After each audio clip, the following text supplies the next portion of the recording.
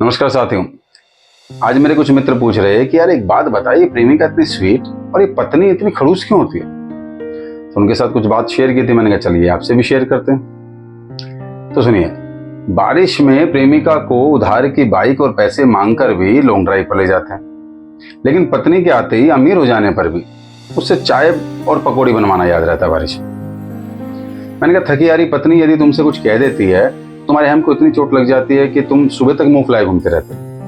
वहीं 365 दिन प्रेमिका के सामने गिड़गिड़ाने के बाद भी जब कुछ हासिल नहीं होता तो उसे तुम संस्कार वगैरह समझकर और प्यार करते हो और मान मनोबल करते हो। प्रेमिका को कहाँ लेके जाते हैं? प्रेमिका को पार्क में लेके जाएंगे, रेस्टोरेंट में लेके जाएंगे, रिजॉर्ट में लेके जाएंगे, सुंदर सुंदर जगह, खर्चीली जगह पर लेके जाएंगे। पत्नी के आने के बाद उसे कहाँ लेके जाएंगे? पत्नी को लेके जाएंगे मुंडन में, जनेऊ में, विवाह में, बीमार की सेवा में, श्रद्धांजलि सभा में, जिम्मेदारियां निभाने के लिए लेके जाते। प्रेमिका को सर से पांव तक घूरते रहने में तुम्हारी आंखें नहीं थकती। हर इंच और हर मौके के लिए शायराना अंदाज रहता है। और वहीं पत्नी के लिए हमेशा शिकायती अंदाज। यार तुम क्या करती हो, इतना टाइम लगाती हो तैयार होने में, जल्दी तैयार नहीं हो सकती।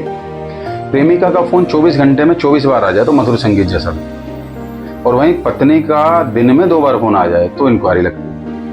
प्रेमिका फोन मांग ले तो पासवर्ड खुद से बता दोगी, लो डाल ले। और पत्नी फोन को हाथ लगा दे तो बस सांस ऊपर के ऊपर और नीचे के नीचे हो जाती। खुद से कभी कहीं माँ बाप की सेवा नहीं की होगी, लेकिन पत्नी से उम्मीद करते हो कि 24 घंटे माँ बाप और पूरे परिवार की सेवा करते रहे।